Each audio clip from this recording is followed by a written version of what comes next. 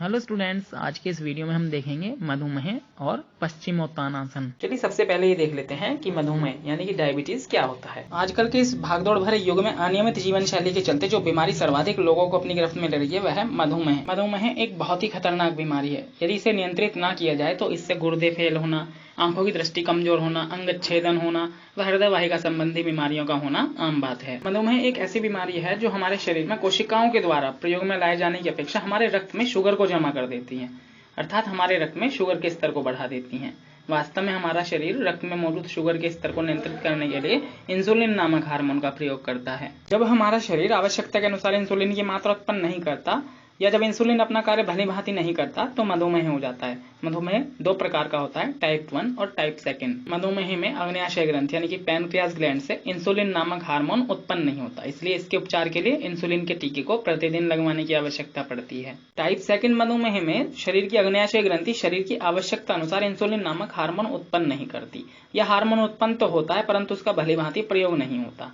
Type 2 मधुमेह के case आमतौर पर पाए जाते हैं, जबकि टाइप 1 के केस काफी कम संख्या में पाए जाते हैं। मधुमेह के कारण व्यक्ति को थकान होना, पेशाब करने की आवश्यकता बार बार महसूस करना, हाथों व पैरों का सुन्न हो जाना, दृष्टि धुंधली हो जाना, शरीर के भार का अत्यधिक कम या अधिक हो जाना व घावों का न भरना आदि मधुमेह के सामान्य लक्षण हैं और मोटे व्यक्ति प्रायः मधुमेह का शिकार हो जाते हैं।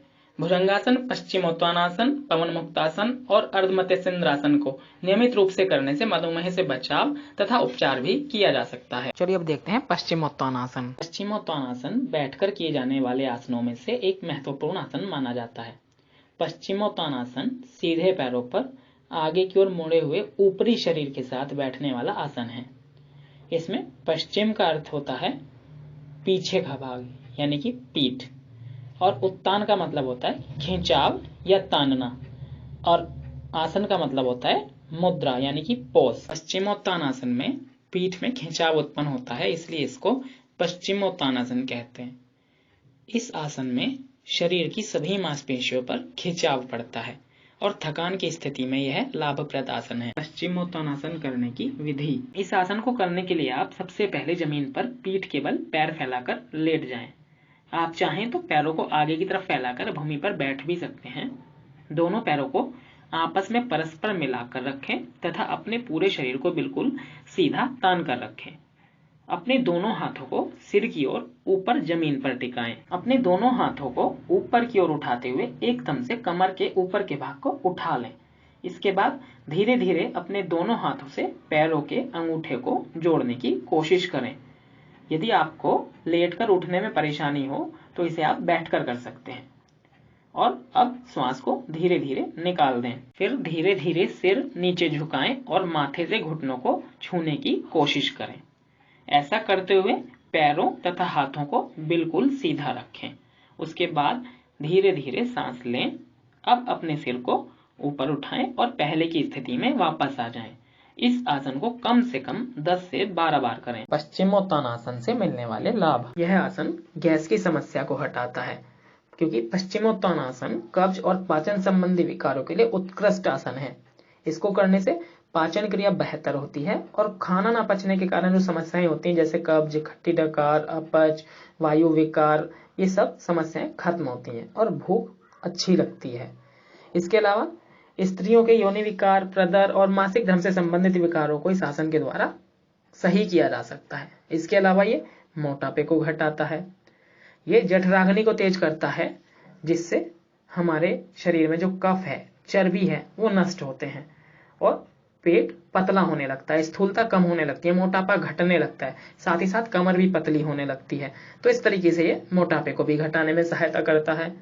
यह आसन हड्डियों को भी लचीला बनाता है। यह हड्डियों के शुरुआती अस्थिकरण को रोकते हैं, मतलब जैसे शुरुआत में हड्डियां मजबूती की ओर बढ़ती हैं, मजबूत होती हैं, ये उसी अवस्था में बनाए रखता है, मतलब कमजोर होने से रोकता है और यह अस्थियों को जल्दी टूटने से रोकता है। यह आसन रीढ़ की हड्डी को स्वस्थ और लचीला बनाता है और इससे संबंधित समस्याओं को खत्म करता है। बुढ़ापे में भी रीढ़ की हड्डी झुकती नहीं और वह आदमी तन के सीधा चल पाता है। इसके अलावा साइटिका पीठ दर्द और अस्थमा में भी राहत देता है। साइटिका कमर के निचले हिस्से में होने वाला दर्द है जो नस के दबने के कारण होता है, ये पैर तक भी फैल सकता है, नितंब में, पैर में, तो बड़ा असहनीय भी हो जाता है कई बार, और पीठ दर्द में भी फायदा करता है। इस आसन से कंधों का, पीठ के निचले हिस्से का, जांघों का, कूल्हों की मांसपेशियों का अच्छा व्यायाम हो जाता है। तो इनमें होने वाली दिक्कतों को दूर करता है, इनकी जकड़न को दूर करता है और हमारे जो कमर दर्द वगैरह है उसमें राहत देता है। इसके अलावा ये अस्थमा में भी राहत देता है, फेफड़ों को अच्छी क्रियाशीलता प्रदान करता है। साथ में कब्ज के लिए बहुत अच्छा उपाय है। ये पाचन संबंधी प्रणाली के लिए बहुत ही उत्कृष्ट आसन है, जैसा अभी बताया था, और इससे बहुत सारी दिक्कतें दूर हो सकती हैं, एसिडिटी की, गैस की, उल्टी की। तो कब्ज के लिए बहुत अच्छा आसन है। यह पेट की बीमारियों के लिए उपचार में सहायक होता है। पेट की बहुत सारी दिक्कतें हो सकती हैं, जैसे कि पाचन प्रणाली की होती है मेन तो, एसिडिटी, गैस, कब्ज, उल्टी, लूज मोशन।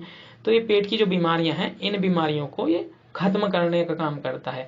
साथ में जो पेट की मांसपेशियां हैं उनको संकुचित करता है और उनको मजबूत बनाता है, जिससे मोटापा भी कम होता है। जैसा कि अभी बताया, ये पेट की बीमारी के उपचार में सहायक है, उधर के सभी रोगों के लाभदायक है। तो हमारे पेट में गुर्दा यानी कि किडनी और अग्न्याशय यानी कि पैनक्रियाज, ये दोनों अंग भी हैं और ये इन दोनों अंगों की कार्य क्षमता को सक्रिय करता है, इनकी कार्य क्षमता को बढ़ाता है। और जब पैनक्रियाज सही मात्रा में इंसुलिन बनाती है, इसकी कार्य क्षमता बढ़ती है, तो इंसुलिन सही मात्रा में बनता है, तो ये हमारे शरीर में ऊर्जा का संचार करने में सहायता करता है।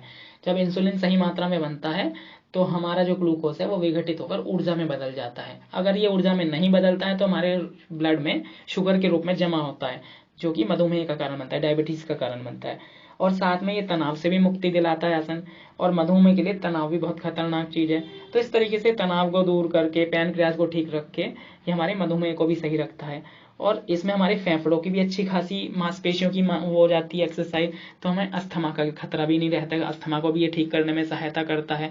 तनाव को कम करने के कारण ये आसन मधुमेह के साथ साथ मोटापे को भी दूर करता है, क्योंकि मोटापे का भी एक कारण तनाव है। इस आसन में शरीर के साथ सिर और गर्दन की मांसपेशियों में भी खिंचाव उत्पन्न होता है, जिसके कारण यह आसन तनाव, चिंता, मस्तिष्क से जुड़ी जो समस्याएं हैं उन्हें दूर करता है।